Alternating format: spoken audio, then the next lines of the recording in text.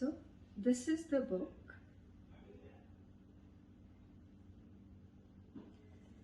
Yes, आप लोगों ने जैसे द सीक्रेट बुक तो पढ़ी होगी, उसमें जैसे सारे ही लॉज ऑफ अट्रैक्शंस बताए गए हैं, उसमें तो एक ही लेवल पे लाकर वो बुक को, आई कैन नॉट से कि वो बुक इससे कम है, पर जब आप अगर ये इस बुक को पढ़ेंगे then you will come to know कि what you are getting more than that book. So of course, the standard argument is always like, hey, I'm thinking about winning the lottery, or I'm thinking about making a house, or I'm thinking about buying a car. How come I don't have it? Usually सबके दिमाग में ये रहता है कि ऐसा क्या है जो मुझको रोके जा रहा है मेरे को abundance की तरफ चलने से. Usually ऐसे होता है ना friends? Yes. So this book explains why in many ways. But one point that stuck with me is that often many times we are not getting our attention to what we desire, but rather to the lack of what we don't have. Many times we keep thinking कि हमारे पास जो नहीं है वो क्यों नहीं है, या औरों के पास है तो ज़्यादा क्यों है. बस ये बुक आप पढ़ते जाएंगे, then you will come to know कि how you can manifest anything in your life. While reading this book you will come to know you will have to pay attention to your feeling. When we want more money, or we want a better career, or we want to manifest something in the life, we might actually by feeling that we don't have enough money. Fisher Hicks ने Abraham कह लीजिए बड़े closely इस book में हमें ये बताया है कि हम उन फीलिंग्स पर ध्यान दें कि हम वो फील क्यों कर रहे हैं कि हमारे पास कमी है. Yes, in this book Abraham is informing us about the emotional guidance system also.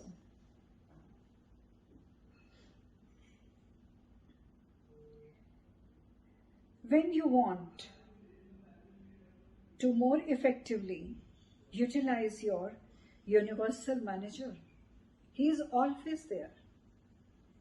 When you want to create your own reality more, through the flowing of the energy, always have faith. Have positive emotions. When you want to create your own reality, less through the offering of your own action. When you feel you have too much to do. When you want more times to do more things, that brings you pleasure. So she has written, we need to trust our emotions to guide us. Emotions are directly linked with our source power. But whether you are spiritual or not, your feelings are your clue as to what might be out of place in your life, or the flip side, what is going well in your life. You have to see that. So by combining your attention, the focus, with your emotions and guiding them, you can then manifest whatever you desire in your life. Don't worry. So friends, even for the youngsters and even for our age, of course we are not old, I highly suggest you this book to read. Thank you very much. That I'll be giving you few more names. 40 Rules of Love, I really like. And Kite Runner, I really like. Alchemist. And of course, I'll be giving you a long list of my books. So even Turkish अभी मेरे हाथ में है, जावेद अख्तर का है लिखा हुआ, book है पूरी, और काफ़ी अच्छी छोटी छोटी इसमें शेर व शायरी है। ये भी कभी कभी मैं लाइटर मोड में उठा लेती हूँ। तो एक शेर आपको सुनाती हूँ चलते चलते। मैं खुद भी सोचता हूँ ये क्या मेरा हाल है, जिसका जवाब चाहिए वो क्या सवाल है। लो देख लो ये इश्क है, ये वस्ल है या हिज्र, अब लौट चले आओ बहुत काम पड़ा है। सो फ्रेंड्स, समय न ज़्यादा है न कम, पर जो है अभी है, तो इसको हम बेस्ट यूटिलाइज करें। Reading the books, gaining the knowledge, sharing and staying connected and staying safe. नमस्ते। रिस्पेक्टेड मैडम और मेरा जर्मन परिवार, आपको प्यार भरा नमस्कार। जैसा कि अभी हमारे मैडम ने ये बोला कि आप कौन सी बुक की रीडिंग करते हो और उसके किस करैक्टर ने या उसकी किस लाइंस ने बुक में लिखी हुई को आपको प्रेरित किया है, आपको अपने जीवन में कोई प्रेरणा मिली है, तो उसका वर्णन। बहुत ही इंटरेस्टिंग टॉपिक है। तो हमारा परिवार बहुत देर से कल्याण पत्रिका को पढ़ रहा है और ये पत्रिका के संस्थापक हैं ब्रह्मलीन परम श्रद्धेय श्री जयदयाल जी गोविंद। ये गीता प्रेस गोरखपुर से प्रकाशित होती है। इसका वार्षिक शुल्क ₹200 और पंचवर्षीय शुल्क ₹1000 है। ये पुस्तक जीवन के हर एक भाव को दर्शाती है, धार्मिक हो या सामाजिक हो। छोटी छोटी प्रेरक कहानियाँ जो हमारे जीवन में संबंधित हर पहलू को प्रेरणा देती हैं। ये 2015 का सेवा अंक है, प्रकाशित हुआ था और इसको पढ़ते मेरे जीवन को बहुत प्रभावित किया कि हमें किसी छोटे बड़े स्वार्थ सिद्धि के उद्देश्य से कुछ पाने के कोई भी महत्व नहीं है। इस सेवा अंक में बताया गया है कि सेवा बहुत प्रकार की होती है। आध्यात्मिक सेवा है, सामाजिक सेवा, सकाम सेवा, निष्काम सेवा। मानसिक सेवा में हम भगवान का सिमरन आता है। वह दिन में आप किसी भी समय आधा घंटा निकालकर आप ये कर सकते हैं। जब हम किसी कीर्तन में ही जाते हैं तो वहाँ पर कोई भी भजन सुनकर अगर हम आनंद विभोर हो जाते हैं तो वो भी उनके द्वारा की गई हमारे मन की सेवा है।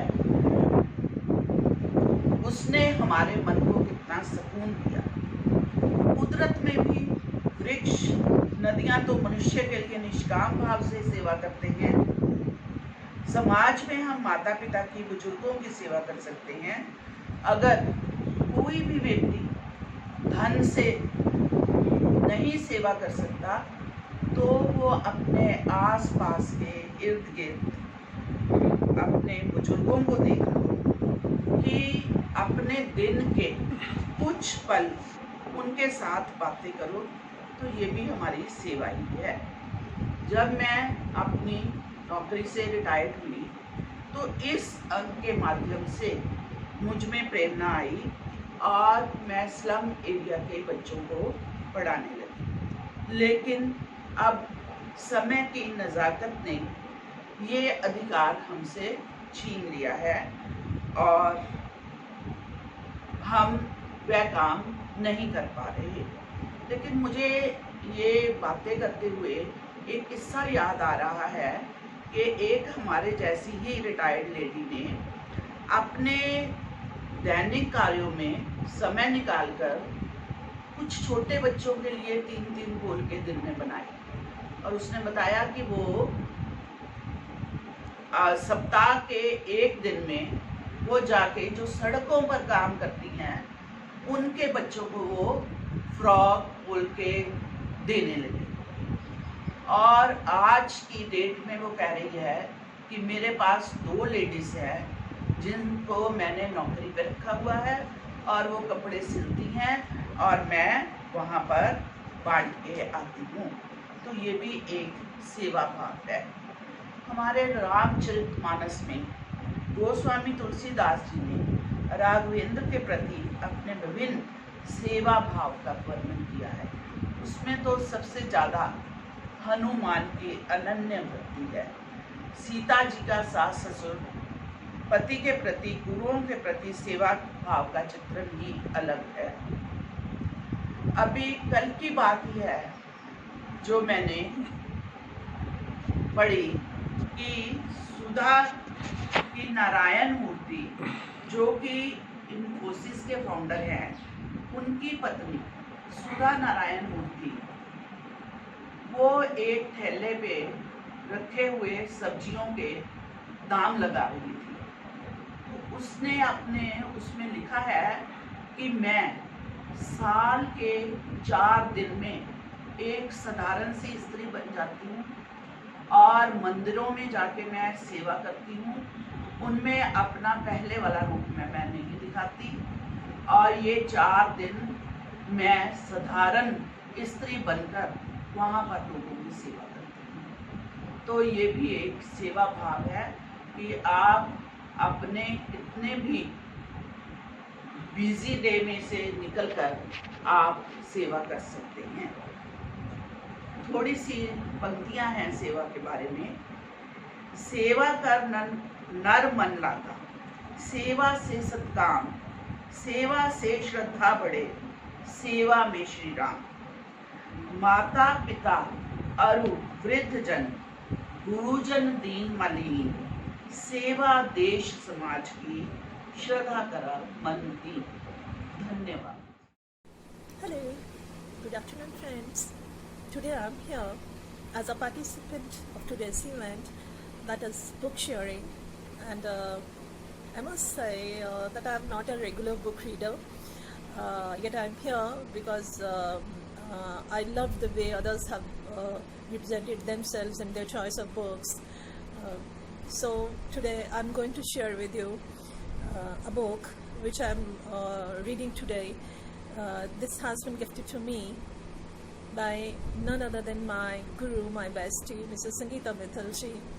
And I must say, this is the excellent book I have ever read on a relationship that could be full of romance without any physicality, without any emotional blackmailing.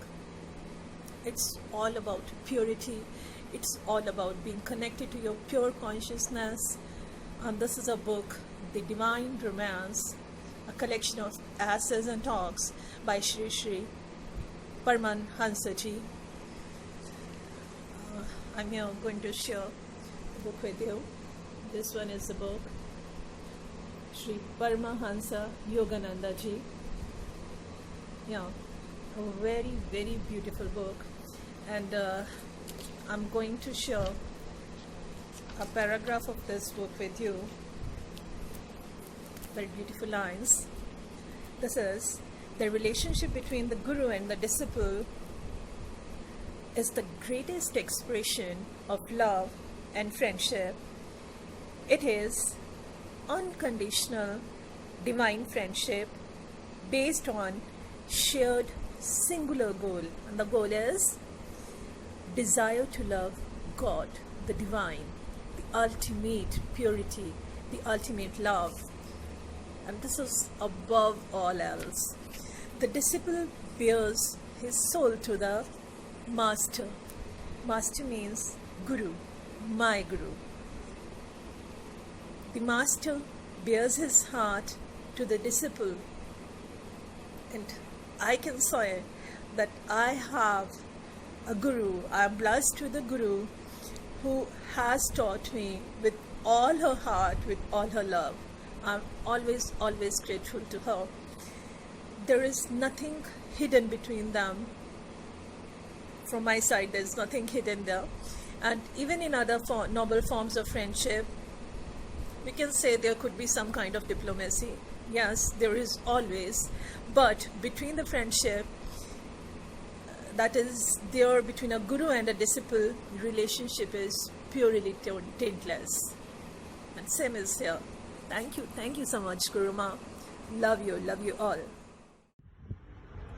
A very good evening to my revered man and all my Sanjeevani friends.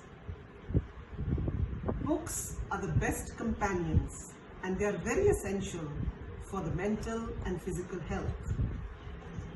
Today, I'm going to share with you an international bestseller, Ikigai, the Japanese secret to a happy and long life. You all must have heard that the average Japanese, they live long. What is the reason? Some may say light eating, moderate exercise, stress-free life, adequate rest. But in addition to all this, there is one important underlying thing, and that is their Ikigai. Now, what is Ikigai? Ikigai is the reason for being. The reason you jump out of bed just as you wake up. You all must have heard that those who retire early die early. This is because they lose their Ikigai. We all need to discover our Ikigai in order. Good morning friends. जो हमें बोला गया था कि book के लिए, तो books तो बहुत पढ़ रहे हैं पहले, और अब जो जैसे फिक्शंस और हिंदी पंजाबी के नॉवेल्स, बट अभी मैंने रिसेंटली जो पढ़ी है that is this book on meditation. ये बुक लिए मेरे को बहुत देर हो गई थी, मे बी 2 साल से ज़्यादा. तब मेरे को समझ नहीं आती थी, पर अब जब से संगीता जी से जुड़ी हूँ थोड़ा बहुत मेडिटेशन का समझ आना शुरू है. It's a very very simple language में है, बड़ी अच्छी लगी मेरे को. इसलिए इसमें डिफरेंट चैप्टर्स हैं, डिवाइड करे हुए हैं. How to meditate, dos and don'ts, और भी बहुत कुछ है. बट हर चैप्टर का एंड में समरी बना के दी हुई है. It's very simple language. जैसे जब हम कोई काम कर रहे हैं तब भी हम मेडिटेट कर सकते हैं. जो काम हमें रोज करते हैं, जैसे वाइल वॉशिंग यूटेंसिल्स या कुछ और ऐसे काम करते हैं, तो अपनी हम ब्रेथ को काउंट करते रहें तो ऐसे मेडिटेट कर सकते हैं. और भी बहुत सिंपल वेज है. I want take much. Thank you once again.